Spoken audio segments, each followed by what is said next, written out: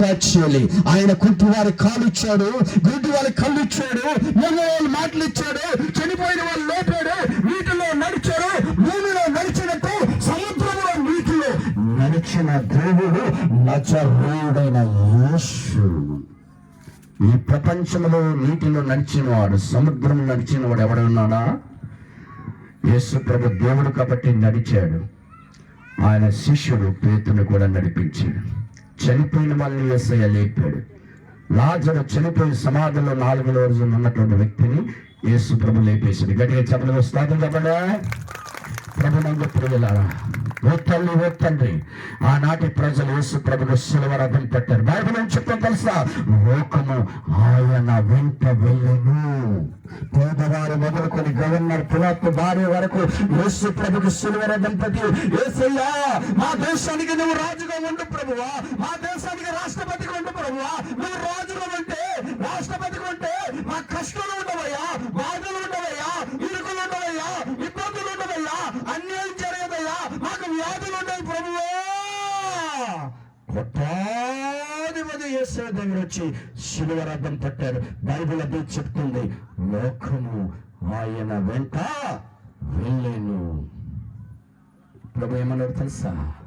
Party లేకుండా, ఎలక్షన్లు తిరగకుండా, పైసా ఖర్చు పెట్టకుండా మా దేశానికి ప్రధానమంత్రి ఉందంటే నేను రాజుగా ఉండటానికి రాలేదు, ప్రధానమంత్రిగా ఉండటానికి రాలేదు, రాష్ట్రపతిగా ఉండటానికి రాలేదు, ఈ లోక రాజ్యం ఏలటానికి రాలేదు, మీ చేత చట్టలు కొట్టుకుంచుకోవడం రాలేదు, మీ శాప నుండి విడిపించడానికి, కోళ్ళకు బెత్తలుగా, గొర్రెలకు బెత్తలుగా నా ప్రాణం పెట్టడానికి, నా రక్తం చిందించడానికి వచ్చారు. మీరు నన్ను పొగిడిన వారే నా మీద నిందలు వేస్తారు, నన్ను మీరు చంపుతారు, నేను చనిపోతాను, చనిపోయి 3వ రోజున తిరిగి మరల నేను లేస్తానన్నాడు. గట్టిగా చదివి స్తోత్రం చెప్పండి.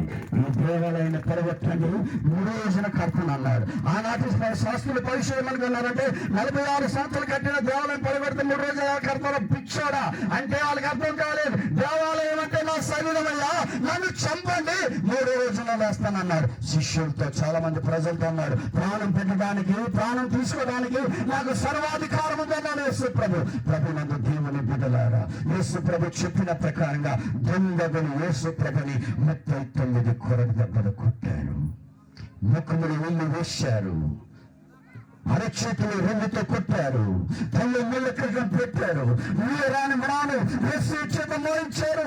ఆయన నడుస్తున్న మార్గంతో రక్తశక్తిగా మారిపోయింది. ఆ కలుగత కొండ మీద చేతుల్లో కాళ్ళు మేకులు కొట్టారు, వేలాడదీశారు. ఎర్రటి ఎండలో తన శరీరం అంతా నలిగిపోయింది. ఓ తల్లి, ఓ తండ్రి, ఎవరి కొరకు? నీకోసమే తల్లి, నీకోసమే తండ్రి, నీకోసమే తమ్ముడా, పరమ భక్తులారా, ఓ కాలోచలి, ఈ ప్రపంచ భూమండలంలో నీ కొరకు ప్రాణం పెట్టిన ఎవరైనా ఉన్నారా? నీ కొరకు రక్తం కాచిన ఉన్నారా?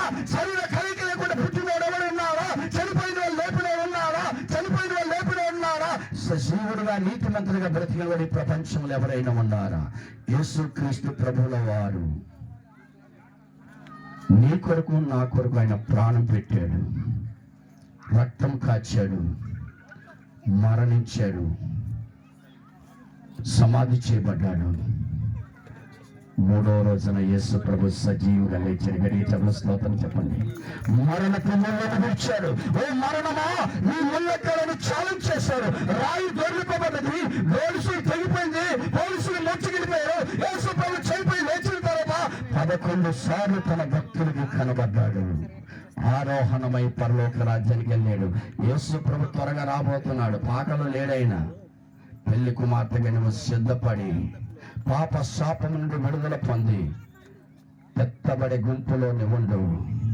భార్య మాట విని, భర్త మాట విని, కులస్తుల మాట విని, బంధువుల మాట విని, కుల పెద్దల మాట విని దేవునికి విరోధంగా నువ్వు బ్రతికి మరణిస్తే, 70-80 సంవత్సరాల బ్రతుకు కొరకు ఆలోచించి నువ్వు మరణిస్తే నీ ఆత్మ నిత్య పాతాళ లోకానికి వెళ్తుంది. దుంబురుగులలో పాతాళం కొరకు రాత్రి చెప్పాను, అందరూ భయపడిపోయారు. పాతాళంలో దేవుడు తీర్పు తీర్చే వరకు నువ్వు పాతాళంలో బాధపడవలసి ఉంటుంది. పాతాళంలో కటిక చీకటి ఉంటుంది, మహావేదనకరమైన స్థలం ఉంటుంది. పాతాళం భూమి కింద 6400 కిలోమీటర్ దూరంలో పాతాళం ఉంది. ప్రభునందు దేవుడు బిడ్డలారా, దేవుడు తీర్పు తీర్చే వరకు పాపాత్మ యొక్క ఆత్మలు పాతాళంలో బాధపడవలసి ఉంది. పాతాళంలో ఉన్న వారిని దేవుడు తీర్పు తీర్చిన తర్వాత దేవుడు నిత్య నరకములో దేవుడు పడవేస్తాడు.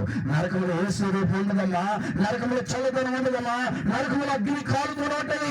24 సంవత్సరాలు కోట్ల సంవత్సరాలు అగ్ని కాలుతుంటది. అలాంటి అగ్ని గుండంలో దేవుడు నీ ఆత్మని పడవేస్తాడు. నీ ఆత్మకు చావు ఉండదు, అగ్ని ఆగదు. కోట్ల సంవత్సరాలు అగ్ని గుండంలో కాలిపోతూనే ఉంటావు. ఓ తల్లి, ఓ తండ్రి, ఈ లోకంలో చిన్న పిల్లల పుస్తకాలు తట్టుకోలేవు. తండ్రి ఒక మాట అంటే భరించడు, తల్లి ఒక మాట అంటే భరించడు, భార్య ఒక మాట అంటే భరించవు, తండ్రి ఒక మాట అంటే భరించవు, నీ తల్లిదండ్రులు ఒక మాటను భరించలేవు. ఒక గంట ప్రార్థన ఎక్కువ అయితే తట్టుకోలేవు. నీ ఆత్మ నరకములో పడవేయబడితే నువ్వు తట్టుకోగలవా, భరించగలవా?